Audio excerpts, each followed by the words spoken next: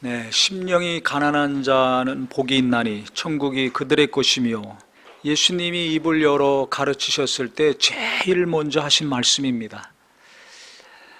항상 생각하는 것은 왜 예수님이 이 말씀을 제일 먼저 하셨을까?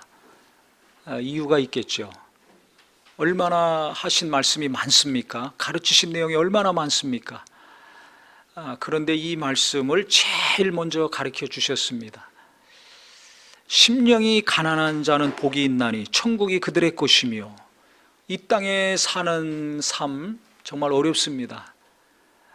지금 이 코로나 바이러스, 이 전염병 때문에 우리뿐만 아니라 전 세계 사람들이 너무나 힘들어합니다. 지금 전 세계에서 가장 안전하고 편안하다고 여겨지는 나라는 대한민국입니다. 전 세계 지도자들이 다 한국의 대통령한테 전화하고 있습니다. 그 큰 나라, 가장 힘 있는 미국도 간호사들이 마스크 달라고 지금 시위하고 있습니다. 산소 호흡기가 없어가지고 며칠 있으면 이제 큰일 납니다. 환자가 있어도 어떻게 살릴 수가 없어요. 산소 호흡기가 모자라답니다, 병원마다. 그렇게 힘이 있고 돈이 있고 과학 문명이 발달된 나라들이 지금 쩔쩔매고 있습니다. 그 강력한 말 한마디면 한 나라를 살리기도 하고 죽일 수도 있는 그 지도자들도 쩔쩔매고 있습니다. 돈으로 해결이 안 되고 있어요. 1mm의 100분의 1입니다. 바이러스 지금 이 크기가. 그 작은 것이 지금 전 세계를 다 공포에 떨게 하고 있습니다. 제가 이 현상을 가만히 보면서 하나님께 물었습니다. 기도하면서 이게 뭡니까? 왜 이런 일이 일어났습니까? 뭘 깨닫게 하시는 겁니까? 묻는 기도 우리가 잘해야 된다고 말씀드렸는데, 그때 하나님이 깨닫게 하시는 것은 정말 인간이 아무것도 아니구나. 아무리 과학기술이 발달이 되고 의술이 발달이 되고 탁월한 지혜가 있고 힘이 있다 할지라도 아무것도 아니라는 것을 하나님은 깨닫게 하셨어요. 어떤 것으로도 지금 이걸 못해가지고 다 무방비 상태로 당하고 있지 않습니까? 큰 소리 뻥뻥 쳤다가 더 많이 당하고 있지 않습니까? 그러니까 돈으로 해결할 수 없는 일이 이 땅에 있습니다. 우린 이것을 분명히 알아야 됩니다.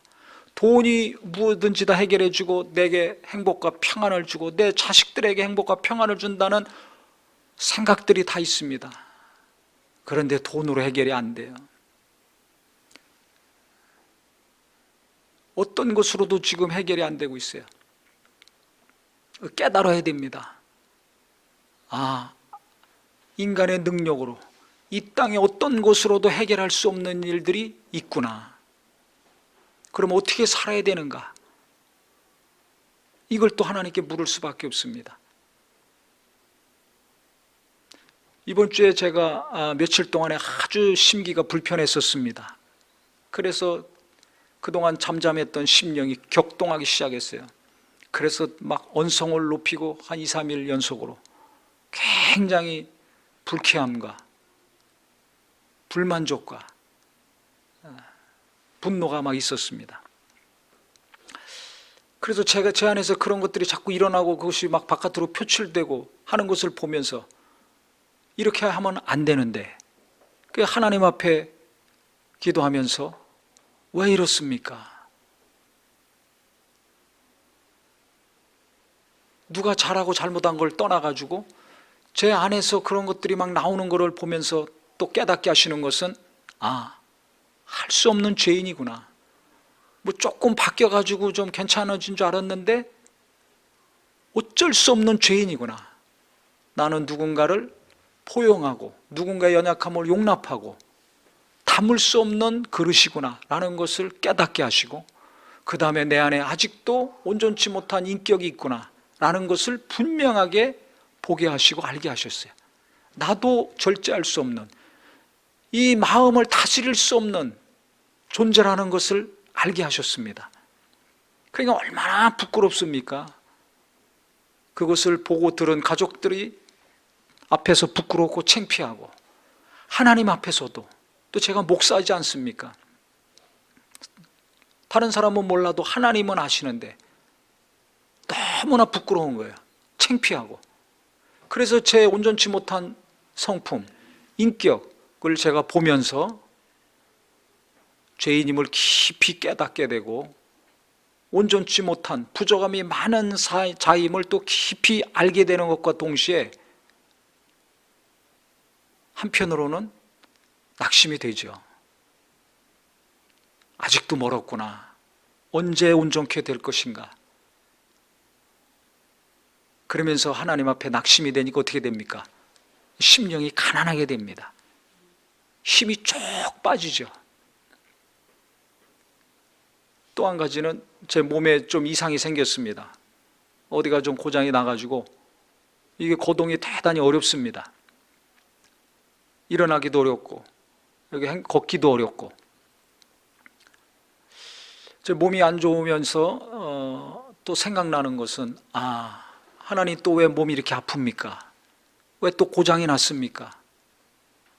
기도하는데 하나님이 깨닫게 하시는 것은, 하나님의 은혜가 없으면 걸을 수도 없다는 걸 알게 하시는 거예요. 다시 한번. 그러면서 제가 심하게 아팠을 때 기억이 나더라고요.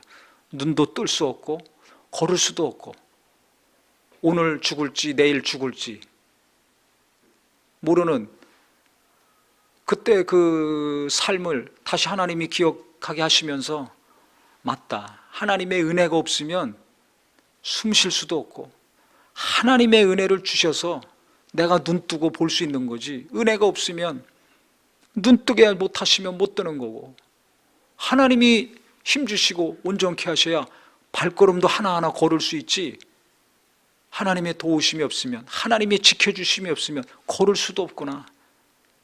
이번 한 주간 동안에 제가 여러 가지를 깨달았습니다. 그 핵심은 뭐냐? 내가 죄인이라는 것을 더 하나님이 알게 하셨어요. 온전치 못한 인격을 통해서, 또 정상적인 삶을 살 수 없는 육체를 보면서, 직접 온몸으로 체험하면서 인간이 얼마나 하찮은 존재인가, 이 눈에 보이지도 않는 1mm의 100분의 1 되는 이 바이러스 때문에 전 세계가 지금 끙끙거리고 있는데, 인간이 얼마나 나약한 존재인가와 함께 제 자신도 별 볼 일 없는 존재구나, 정말 죄인이구나, 하나님의 은혜가 없으면 도무지 살 수 없는 자이구나 라는 것을 하나님은 깊이 알게 하셨습니다. 그때마다 어떻게 됩니까? 마음의 힘이 빠지니까 낙심이 되고 좌절이 되는 것과 동시에 하나님 앞에 자기 자신을 돌아보게 되더라고요. 자기의 부족함, 연약함, 온전치 못함이 더 분명하게 보입니다. 저의 허물과 부끄러움과 창피한 것들이 더 분명하게 보입니다. 그것과 동시에 하나님 앞에 더 낮아지게 됩니다. 심령이 가난한 자 복이 있나니, 심령이 가난한 거 많아야 좋은 거 아닙니까? 돈도 많고 건강도 넘치고 기운도 넘치고 뭔가 잘 돼야 이게 복이라고 생각하지 않습니까? 그런데 예수님은 지금 정반대로 말씀하시는 거예요. 없는 거예요. 가난한 게 없는 거 아닙니까? 없는 거예요. 빠질 대로 다 빠져요. 돈도 없고 기운도 없고 지혜도 없고 없어요. 자꾸 제 허물을 깨닫게 되면서, 보게 되면서, 연약함을 발견하면서 마음의 힘이 자꾸 빠져나갑니다. 육체가 말을 안 듣고 고장나고 고동이 불편하면서 자꾸 힘이 빠져나갑니다. 실제 육체도 힘이 빠져나가지만 마음에서 힘이 빠져나가요. 자꾸 가난해지는 거죠. 자꾸 마음이 가난해지는 거예요. 그래서 죄인임을 깨닫고 육체 연약함을 깨닫고 지금 현재 이 세상에서, 전 세계에서 이루어지는 일을 보면서 하나님은 뭘 원하시는가? 제게도 그렇고 예수 믿는 사람도 그렇고 이 땅에 사는 모든 사람들에게 하나님이 원하시는 것은 가난한 심령이라는 걸 알게 됐습니다. 어떻게 될 것인가 떨 것이 아니라 또 누구 잘못이라고 분노하고 비난하고 정죄하고 화만 낼 것이 아니라 가난한 심령이 되기를 원하시는구나. 즉 인간이 아무것도 아니고 인간이 정말 미약한 존재고, 그래서 하나님의 은혜가 없으면, 하나님의 사랑이 없으면, 그분이 함께 하시지 않으면 한순간도 건강하게 살 수 없고 온전하게 살 수 없고 평안하게 살 수 없는 자라는 것을 깨달으라는 메시지로 저는 들었습니다. 그러면서 제가 죄인임을 인정하고 연약함을 고백하고 하나님 앞에서 다시 한번 제 자신을 돌아봤을 때 하나님의 평안이 갑자기 임했습니다. 그 이전에 속이 불편하고 심기가 불편해서 언성을 높이고 했을 때는 편안함이 없었어요. 육체가 건강할 때는 많은 고민을 하고 편안함이 없었어요. 그런데 육체가 아프고 심기가 불편하고 온전치 못한 걸 깨닫게 됐을 때 뭡니까? 그게 돌이키는 거죠. 깨닫게 되니까 돌이키게 됩니다. 그래서 깨닫는 게 은혜입니다. 근데 이걸 깨닫지 못하면 계속 화를 내든지 계속 가슴앓이 하든지 계속 원망하든지 계속 씩씩거리든지 합니다. 그래서 인간이 살면서 이게 방향이 두 개가 있다고 생각이 됩니다. 하나는 깨닫고 돌이킴으로 하나님의 평안 가운데 사는 길이 있고, 아니면 깨닫지 못해서 계속 끙끙거리고 분노하고 원망하고 낙심해서 포기하고, 이 두 가지 길을 가는 거예요. 그러니까 뭔가 노력하고 힘쓰다가 포기하는 경우가 있습니다. 아니면 그 똑같은 상황에서 깨닫고 평안을 얻는 경우가 있습니다. 그러니까 나는 지금 어떻게 살고 있는가, 자기 자신을 보셔야 됩니다. 이런 위기 가운데서도 뭔가 깨닫고 평안을 얻고 방향을 수정하는 분들이 있어요. 아, 내가 이렇게 살면 안 되겠구나, 이렇게 일하면 안 되겠구나, 내가 저것을 추구했는데 아, 이게 하나님이 원하는 것이 아니구나, 깨닫고 돌이켜서 평안의 길, 하나님이 더 도우시고 함께 하시는 길을 가는 경우가 있습니다. 그런데 어떤 분들은 원망하고 불평하고 용서하지 못하고 이해하지 못하고 계속 괴로워하고 씩씩거리다가 될 대로 되라 막 가는 인생을 살죠. 우리는 하나님이 함께 하시는 평안의 삶이 되기를 예수 이름으로 축원합니다. 그러려면 깨달아야 돼요. 누가 심령이 가난해집니까? 깨닫는 자가. 뭘 깨닫습니까? 내가 죄인임을, 인간이 죄인임을 깨달았을 때 심령이 가난해져요. 그래 예수님이 처음에 외치신 것이 뭐예요? 회개하라, 천국이 가까웠느니라. 회개를 외치셨습니다. 누가 회개합니까? 죄인들이 회개합니다. 나는 의로워. 그래 바리새인들이 회개하지 않았어요. 왜? 깨닫질 못했어요. 당시 유대 지도자들 깨닫지 못했습니다. 진짜 경제적으로 가난한 사람들, 없는 사람들, 무시당하는 사람들, 행위로 의롭다함을 받지 못한 사람들, 이런 사람들은 분명히 알았습니다. 나는 죄인이야, 우리는 죄인이야. 이 사람들이 다 예수께 와서 치료도 받고 구원도 받고 위로도 받았습니다. 그러니까 제일 중요한 거는, 인간이 이 땅에 태어나서 살면서 제일 중요한 것은 무엇인가? 내가 죄인이구나, 나는 연약한 존재구나, 나는 아무것도 아니구나, 이걸 깨닫는 것이 복 중의 복이라고 생각을 합니다. 그런데 우리는 어떻게 살고 있습니까? 내가 원하는 것, 내가 원하는 것을 향해서 막 달려갑니다. 하나님이 원하시는 것은 관심이 없어요. 그래서 기도도 예수님이 가르쳐 주셨죠. 이렇게 기도해라. 아버지의 뜻이 하늘에서 이루어진 것처럼 이 땅에서도 이루어지게 해달라고 기도해라. 이걸 제일 먼저 가르쳐 주셨습니다. 그런데 우리는 기도할 때 뭘 기도합니까? 내가 원하는 것을 이루어달라고 기도합니다. 지금 이런 상황에서도 주여 이 병이 떠나가게 하소서, 이 전염병이 떠나가게 하소서, 맞습니다. 그런데 그것이 속히 떠나가려면 그 이전에 이루어져야 될 게 있어요. 그게 뭡니까? 우리가 잘못한 거. 이 땅에 사는 사람들이 잘못한 것이 무엇인가를 깨달아야 됩니다. 그런데 그것은 깨닫지 않고, 그것은 발견하지도 않고, 이것이 왜 생겼는지 모르는 상태에서 계속 기도한다면 어떻게 되겠습니까? 내가 원하는 것만 추구한다면 어떻게 되겠습니까? 코로나 20, 코로나 21 계속 새서 생깁니다. 그 뉴스 보셔서 알지만 전문가들이 얘기하고 있지 않습니까? 그럼 왜 이런 것들이 생겼는가? 환경이 파괴돼가지고 돌연변이가 일어나서 이런 것들이 생겼네. 하나님이 원래대로 만드신 이 창조의 섭리대로 계속 살면 이런 변종들이 안 생깁니다. 이런 전염병들, 이상한 세균들이 안 생깁니다. 박테리아가 안 생깁니다. 근데 듣지도 보지도 못한 병들이 사람이나 짐승이나 막 계속 생기고 있지 않습니까? 왜 그래요? 이 질서를 파괴시켰어요. 하나님이 다 알아서 생존하고 보존되게 하셨는데 태어나서 먹고 살다가 죽고 짐승이나 사람이나 모든 피조물이 이게 순리를 만들어 놓으셨는데 인간의 욕심이 이걸 파괴시킨 겁니다. 어떤 욕심? 물질에 대한 욕심, 돈에 대한 욕심, 이것이 막 파괴시킨 거예요. 그래서 제가 생각할 때는 첫 번째로 지금 많은 부를 가진 사람들, 권력을 가진 사람들, 하나님의 뜻과 반대되는 일을 한 사람들 회개해야 될 것입니다. 그걸 위해서 기도해야 될 것입니다. 그 다음에 예수 믿는 사람들이 하나님의 뜻과 관계없이 내가 원하는 것만 이루어 주시옵소서, 내가 원하는 것만 정말 위해서 다름질하고 노심초사하고 바쁘게 살았던 거 깨닫고 돌이켜야 된다고 생각을 합니다.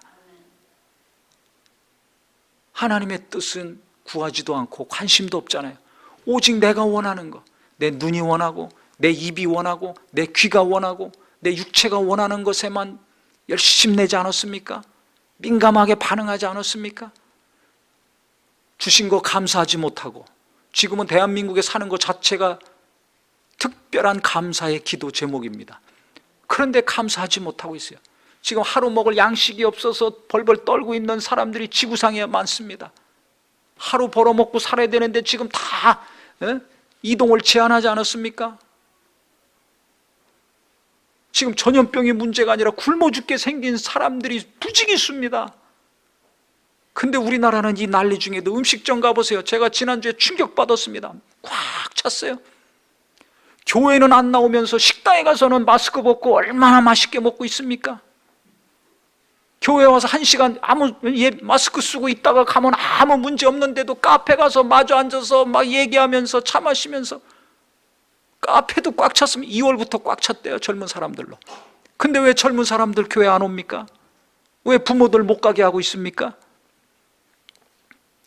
음식점 가는 믿음, 카페 가는 믿음, 벚꽃 보러 가는 믿음은 그렇게 담대하고 충만한데 마스크 벗고 막 부어라 마셔라 뭐가 맛있다 얘기하고 하면서 교회 와서 하나님을 찬양하고 기도하고 1시간 앉아있다가 하는 예배는 불안하고 의심스럽고 떨립니까? 그럼 과연 이것을 하나님은 어떻게 보실까? 우리는 하나님이 내 믿음을, 지금 내 상황을 어떻게 보시는가, 이걸 잘 아셔야 돼요. 누가 뭐 어쩌고저쩌고 하기 이전에 교회 안 나가니까 인터넷으로 예배하니까 헌금 안 해서 좋다, 이런 분들도 있습니다. 그 큰 교회들은 괜찮지만 작은 교회들 어떻게 합니까? 누가 신경 씁니까? 무슨 일 있으면 비난하고 욕만 하지, 언론에서도 떠들기만 하죠. 누가 신경 씁니까? 장사하는 사람들을 위해서는 싼 이자로 대출해 줘야 된다, 나라에서도 얼마씩 줘야 된다고 하지만 교회는 망하던 죽던 누가 신경 씁니까? 아무도 안 씁니다. 그렇게 기독교가 구제와 어려운 사람 돕는 거 엄청나게 합니다. 그런데 그거 어디 뉴스에 나옵니까? 뭐 좀 누가 잘못하면 그냥 날마다 떠들고. 그래서 기독교가 이렇게 무시당하고 협박을 당하고 압력을 당하고 하는 것을 보면서 목사로서 진짜 참담함을 느낍니다. 마스크 쓰고 손 소독하고 나라에서 하라는 대로 예배하면 아무 문제가 없습니다. 그렇게 하는 교회들 얼마나 비난하고 있습니까? 지금 전염병이 일어난 몇 곳, 수만 교회 중에 몇 교회밖에 안 됩니다. 거기는 마스크 안 써서 그래요. 그건 비난받아도 마땅합니다. 그런데 소독하고 마스크 쓰고 떨어져 앉아서 예배하고 아무 문제가 없습니다. 그런데 무조건 예배만 한다 그러면 비난해요. 욕합니다. 이건 문제가 있지 않습니까? 압력을 가하고 있습니다. 정부에서. 이거 심각한 문제라고 생각을 합니다. 참담함을 느낍니다. 우리 성도들 진짜 깨어 있어야 됩니다. 집에서 편안하게 예배한다고 좋아할 일이 아닙니다. 다음 주는 부활절인데 마스크하고 오셔서 우리 성도님들 정말 하나님 앞에 진실함으로 예배하는 성도가 되기를 바랍니다.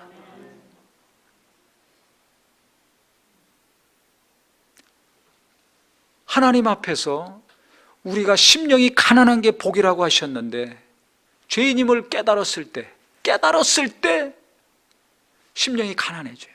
내 힘으로, 인간의 힘으로 할 수 없다는 걸 깨달았을 때 심령이 가난해져요. 그러니까 가난해지는 게 은혜입니다. 깨닫는 게 은혜입니다. 그럼 깨닫는 분량만큼, 가난해진 분량만큼, 겸손해진 분량만큼 어떻게 됩니까? 하나님을 의지하게 됩니다. 그러니까 하늘에서나 맛볼 수 있는 것을 체험할 수 있는 거예요. 하나님께 가까이 가니까 하나님이 가까이 하시고 함께 하시는 역사가 내 안에서 이루어지는 겁니다.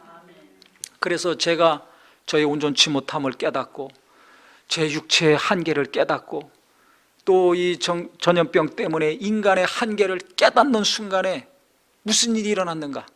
불편하고 화가 나고 괴롭던 심령에 갑자기 평안이 찾아왔어요. 깨닫는 순간, 아, 내가 죄인이구나. 깨닫는 순간에 평안이 오고, 아, 내가 한계가 있구나. 내 힘으로도 어떻게 내 능력으로 할 수 없는 문제가 있구나. 깨닫는 순간에 또 평안이 오고, 전 세계의 그 수많은 사람들이 고통에 떨고 있는데 어떤 것으로도 이 문제를 해결하지 못하고 있구나. 깨닫는 순간에 평안이 왔어요. 그러면서 하나님이 깨닫게 하시는 것은 하나님의 은혜가 없으면, 하나님의 사랑이 없으면, 하나님의 도우심이 없으면 나는 살 수 없는 사람이구나. 인간은 살 수 없는 존재구나. 이것을 알게 하셨습니다. 날마다 지구가 돌아가니까 해가 뜨고 지니까 살 수 있는 거죠. 해가 없어 보세요. 다 죽습니다. 식물 다 죽습니다. 먹을 거 없어 다 죽습니다. 해가 계속 뜨고 지니까 지구가 돌고 자전과 공존을 하니까 인간도 살고 모든 피조물이 살아가고 있는 것입니다. 하나님이 이 모든 천지 만물을 다스리시고 주관하고 계시니까 우리가 숨쉬고 살 수 있는 것입니다. 단순합니다. 그러니까 하나님이 없는 삶, 하나님이 없는 나, 이게 멸망입니다. 그러니까 우리는 하나님과 뗄래야 뗄 수 없는 존재입니다. 왜? 하나님이 만들어 주시고 하나님이 생기를 불어 넣으셔서 영원히 살 수 있도록 창조해 주셨어요. 그래서 육체와 함께 우리에게 영혼을 부어 주셔서 살게 하셨기 때문에 만들어 주신 하나님의 손이 임해야 됩니다. 우리를 창조하시고 생기를 불어넣으신 그분의 호흡이, 그분의 손길과 그분의 사랑과 그분의 만져주심이 계속 임했을 때 우리는 살 수 있습니다. 이걸 깨달으라는 거예요. 그래서 어려움이 닥치고 연약함이 닥치고 고난이 닥칠 때마다 깨닫고 하나님을 바라보고 의지하면 내 실상이 분명해집니다. 그때마다 하나님은 평안을 주시고 하나님의 은혜로 살아야 됨을, 하나님의 사랑 가운데 살아야 됨을 깊이 알게 하시죠. 그래서 예수님의 고백이 너무나 가슴에 와닿는 거예요. 요한복음 4장 19절 30절에 말씀하셨죠. 나는 아무것도 스스로 할 수 없노라. 그분이 얼마나 능력이 많았습니까?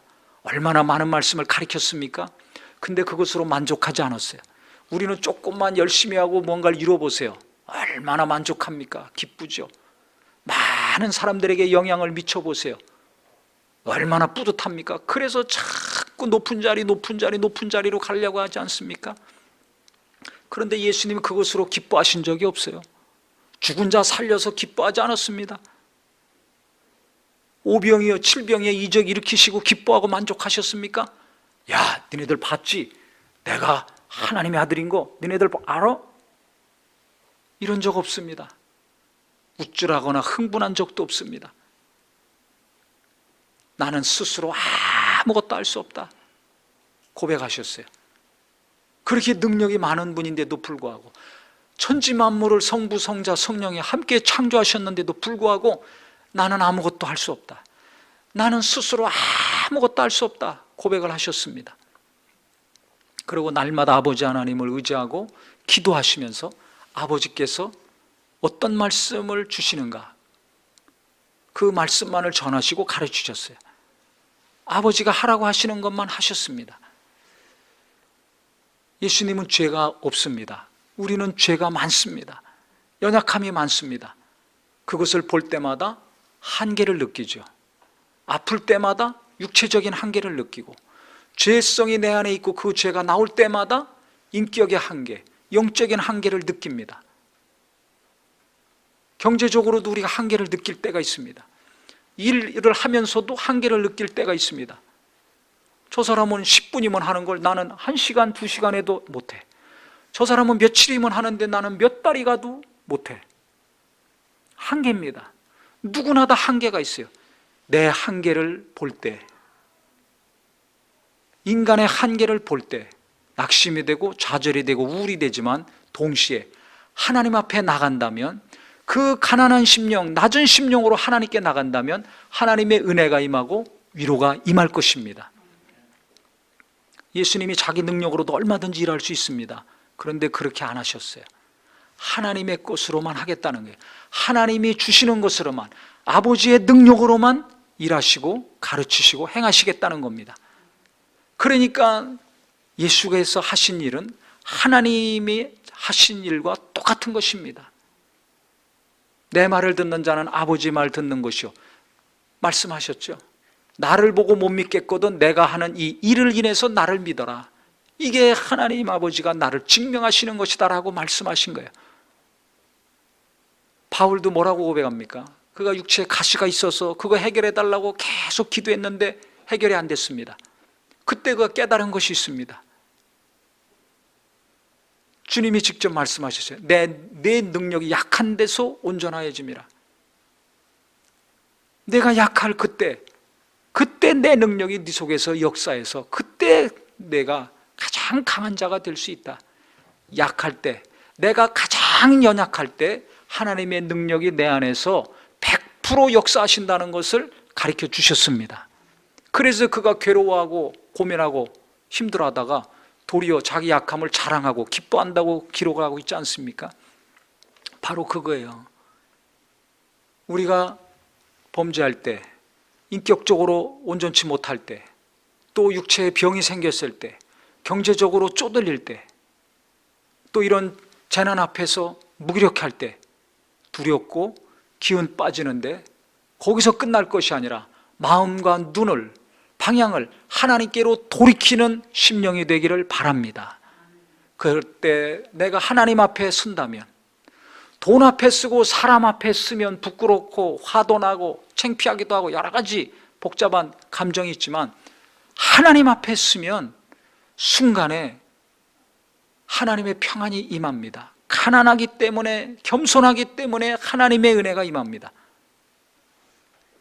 그러면 그때부터 어떻게 살아야 될지가 이게 보여요. 그전에는 답답해서 안 보였는데, 캄캄했는데, 가난한 심령으로 힘 빠진 마음으로 하나님 앞에 서면 평안이 임원한 것과 동시에 어떻게 살아야 될지가 이게 보입니다. 아, 내가 욕심을 부렸구나, 자기 안에 욕심이 있다는 걸 보게 되고 그걸 내려놓게 됩니다. 그러니까 평안해지고 어떻게 일해야 될지, 어떻게 벌어야 될지, 어디에 돈을 써야 될지 이게 정리가 됩니다. 그래서 깨닫는 게 은혜라고 자꾸 말씀드리는 거예요. 은혜 받으면 더러운 것이 보여요. 죄가 보여요. 온전치 못한 것들이 보입니다. 그래서 하나님 앞에 더 겸손하게 돼요. 그 누군가를 원망하고 비난했는데 이제 부끄럽고 창피한 것을 알게 되고 비난하고 원망하지 않습니다. 정죄하지 않습니다. 화도 나지 않습니다. 도리어 내가 하나님 앞에 창피하고 사람 앞에 창피해서 겸손해지고 온유해지고 온전해집니다. 불완전한 자가 자꾸 주님을 닮아가는 자가 되는 거예요. 온전한 자가 돼가는 겁니다. 온전한 성품이 돼가는 겁니다. 그러면서 자꾸 이것들이 반복이 되면 어떻게 됩니까? 자꾸 욕심을 내려놓고 정욕도 내려놓고 자기가 원하는 거, 자기가 기뻐하는 거, 자기가 추구하는 걸 자꾸 내려놓다 보니까 어떻게 돼요? 습관적으로 하나님께 묻는 기도를 하게 됩니다. 하나님께 묻는다는 것은 뭡니까? 하나님의 뜻을 구하는 겁니다. 내가 원하는 대로 내가 뜻을 정해놓고 도와달라고 하는 것이 아니라, 다름질하는 것이 아니라 주님의 뜻이면 하겠습니다. 주님의 뜻이 아니면 안 하겠습니다. 이거거든요. 그게 자꾸 하나님께 묻는 것이 습관이 되고 주님의 뜻을 구하게 되고 주님의 뜻을 알게 되면 그 뜻대로 순종하려고 합니다. 즉 이게 무엇인가? 나는 죽고 계속 죽고 죽이고 내 안에 그리스도가 사는 삶을 살기 시작하게 되는 겁니다. 할렐루야. 왜 우리에게 평안이 없습니까? 내가 살아있어서 그렇습니다. 내가 죽으면 내 마음이 평안해집니다. 내가 죽고 예수가 살면 가정이 평안하고 교회가 평안하고 이 사회가 평안해집니다. 복잡해지고 시끄럽고 괴로운 것은 왜 그런가? 내가 살아서 그래요. 내 욕심, 내 야망, 내 뜻을 앞세우고 열심히들 사니까 결국 이 어려운 일이 일어난 것입니다. 그래서 우리 성도님들 어려움을 통해서 개인적인 어려움, 육체적인 어려움, 경제적인 어려움, 이 전 세계적인 어려움을 통해서 주님 나를 보게 하시고 우리를 보게 하여 주시옵소서. 온전치 못한 것이 무엇인가? 바꿔야 될 것이 무엇인가? 돌이켜야 될 것이 무엇인가를 보게 하시고 알게 하여 주시옵소서. 이 기도가 있기를 바랍니다. 그래서 그 마음을 가지고 하나님께 나간다면 하나님이 깨닫게 하시는 것과 동시에 보게 하시고 알게 하시고 그것을 인정하는 순간에 우리는 말로만이 회개가 아니라 진심으로 마음의 중심에서 돌이키는 회개의 심령이 될 것입니다. 그때 하나님은 하늘에서 살 때 우리가 체험할 수 있는 평안을 우리에게 주십니다. 현실은 바뀐 게 없어요. 눈에 보이는 현실은 그대로인데 나도 그대로인데 순간에 마음의 평안이 찾아오는 것과 동시에 마음이 정리가 되고 생각이 정리가 됩니다. 놀라운 일이 일어나는 겁니다. 그러면서 내가 원하는 것들은 자꾸 없어지게 되고 주님이 원하시는 것을 추구하고 바라고 그러니까 더 주님을 의지하게 되고 더 주님과의 관계가 깊어집니다. 성령은 더 우리 가운데서 역사하셔서 예수님과 하나가 되게 하십니다. 멀리 떨어져 있는 예수, 저 멀리 하늘나라에 있는 하나님이 아니라 내 안에서 살아서 나를 주관하시고 다스리시는 예수님이 되고 나와 함께 하시는 하나님임을 내가 생생하게 평안 가운데 체험하게 됩니다. 숨 쉬면서 주님이 함께 하심을 체험하고 걸으면서 하나님이 함께 하심을 알게 되고 일용할 양식이 있는 것을 인하여서 하나님께 감사하는 귀한 삶을 살게 됩니다. 이게 진정한 그리스도인이요 신앙생활이라고 저는 생각을 합니다. 그래서 무언가를 내가 움켜잡아야 내가 원하는 것을 이 땅에서 이루어져야 내가 감사하고 기뻐하는 자가 아니라 주님이 나와 함께 하시는 것 때문에 내가 예수님 안에서 주님이 원하시는 삶을 하루하루 살고 주님이 함께 하시는 삶으로 감사하는 것 때문에 기뻐할 수 있는 저와 우리 모두가 되기를 예수 이름으로 축원합니다. 그랬을 때 우리 하나님이 기뻐하는 자가 될 것이고, 감사할 거리가 없어서 맨날 씩씩거리고 살았던 분들이 세상이 달리 보일 것이고, 사람이 달리 보일 것이고, 그래서 내가 감사하는 삶, 고마워하면서 사는 자가 될 것입니다. 가족이 있는 것으로 고맙고, 때가 되면 먹을 양식이 있는 것으로 감사하고, 하나님 말씀을 듣고 예배할 수 있는 것으로 인하여 너무나 하나님께 감사하는 자가 될 수 있을 것입니다. 그래서 우리 성도님들 부활절을 앞두시고 자기 자신을 돌아보고 자기 삶을 점검해보는 한 주간이 되기를 바랍니다. 앞으로 어떻게 살아야 될 것인가, 무엇을 위해서 내가 사는 자가 되어야 될 것인가 하나님께 묻는다면, 겸손한 심령으로 하나님께 나간다면 하나님이 가르쳐 주실 것입니다. 그래서 우리 모두가 방황하는 자가 아니라 겸손한 심령으로 하나님께 나가서 하나님께 붙들림 받고 하나님께서 정말 평안 가운데 인도하시는 앞날이 되기를 바랍니다. 내가 계속 죽을 때, 내가 계속 내려놓고 또 내려놓고 낮아지고 낮아질 때 예수의 역사가 내 안에서 나타나고 주님의 평안과 주님이 이끄시는 앞날이 우리에게 환하게 보일 것입니다. 그 길을 갈 수 있는 저와 우리 모든 성도님들이 되기를 예수 이름으로 축원합니다. 기도하겠습니다.